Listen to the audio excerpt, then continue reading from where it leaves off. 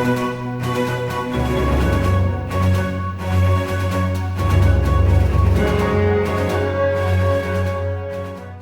guys, welcome back to another video.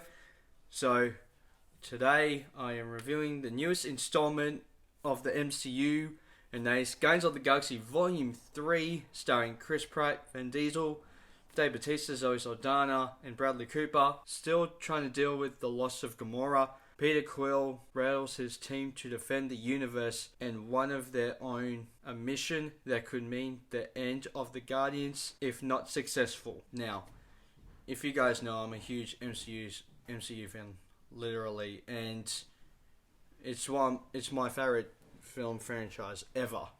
And as someone who liked Guardians of the Galaxy and someone who loved Guardians of the Galaxy Volume 2, as I loved the holiday special, likes the holiday special, but I think I'm getting to the point where I love it.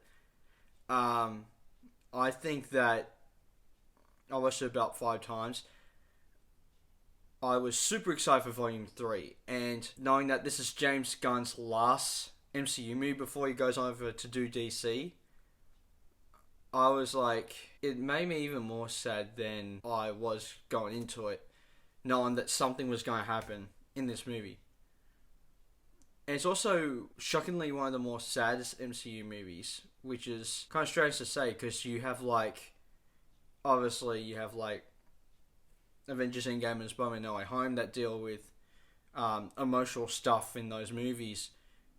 And because we're drawn to these characters over 10 plus years that James Gunn has created, it makes it even more upsetting. And but this movie does, I will say this movie does get me excited than I was for James Gunn's DCU.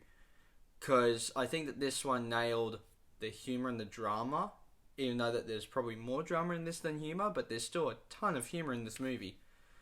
And I think that this is probably the best ending of the Guardians of the Galaxy that we could have gotten. Even though that there are some bits that I'm like, I wish that this have happened, but also my favorite movie of all time. That's nothing that I find no problems with, Avengers Endgame. I think that movie kind of had a interesting effect on this. I guess that there was something if you guys watched Avengers Endgame, you know that it's a different time Gamora.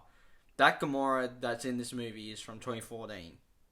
I'm not going to say anything specific that she's dealt with over that course of time from Endgame to now. But I think that there is something about the way that they do Gamora in this movie makes me go I really like what she was doing in Volume 2 and Infinity War. But because the stuff that happened in Infinity War and Endgame, you couldn't have allowed that to happen. So I get why they had to go in a certain direction. So I get why they did that. But I guess I wanted her character, the Zoe Saldana's Gamora, to fall back in love with Peter Quill, and you kind of know that that's not really going to happen in this movie. But they did kind of end the Guardians, this current set of Guardians, as best as they could, and I really, really appreciate that for James Gunn and the whole team and Kevin Feige working on these movies. And to be honest with you, I liked the villain of this movie, but I thought that he was kind of weak. Obviously, it was great to know more about Rocket's backstory and how he was tortured and that sort of stuff and how he was made. But the main villain is it's the weakest part of the movie for me, to be honest. Here's my one main gripe with the movie, both him and that thing between Gamora and Quill. I think those two are the main crux of why I don't have a decent of why I have a good rating, but I don't have it as high as other people. The things I was nervous about was not really the story. I was most nervous about the soundtrack, because the soundtrack for the previous 2 movies were great. I loved Awesome Mix. I liked Awesome Mix Volume 1 with Hooked on Feeling and Come and Get Your Love and Ooh Child and that sort of stuff. I freaking loved Volumes 2 soundtrack with Fox on the Run and Mr. Blue Sky and all those songs from Volume 2. I thought that those were great.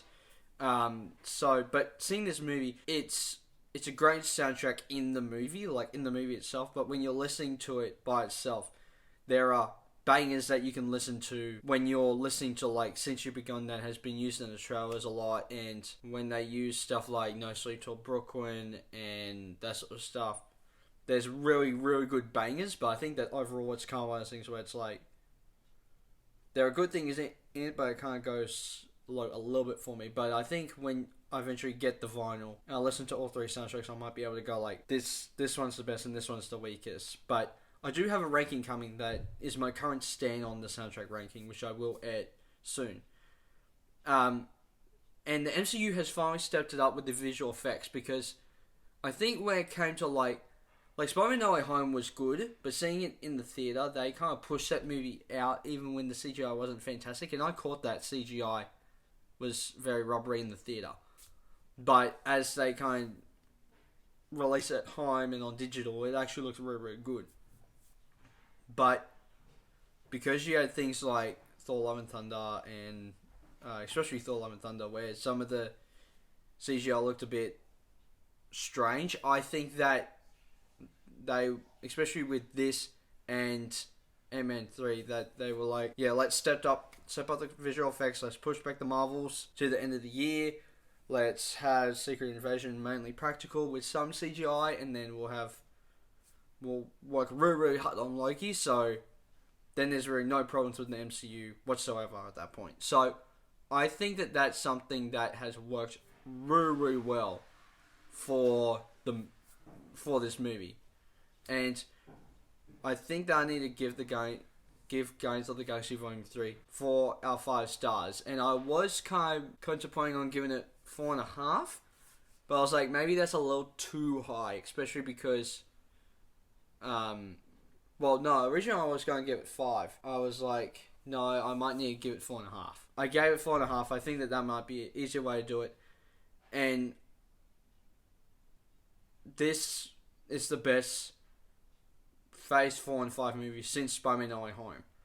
Spider-Man No Way Home, to me, is my favourite movie of all time. It's my favourite MCU movie. And believe me, when I saw that movie in the theatre, I loved it, but it was not as good as Endgame for me. But rewatching it, I was like, this is definitely better than Endgame. So that's why. It took me a while to get to that point. But yes, I love No Way Home. I think it's fantastic. And yeah, so I'm really excited now to see Secret Invasion and the Marvels, and how I think that the MCU has found its footing again. And I think that everyone is going to look back at Phase 4 and be like, oh, Phase 4 actually isn't really that bad. Maybe we overreacted a little bit. I bet that that's what's going to happen. So yeah, so guys, please hit the like button down below if you haven't already. Hit subscribe, also hit the little bell icon to get notified future videos I make. And I'll see you guys next time. Take care. Bye. Hey there. Subscribe to my channel. And also press this bell icon.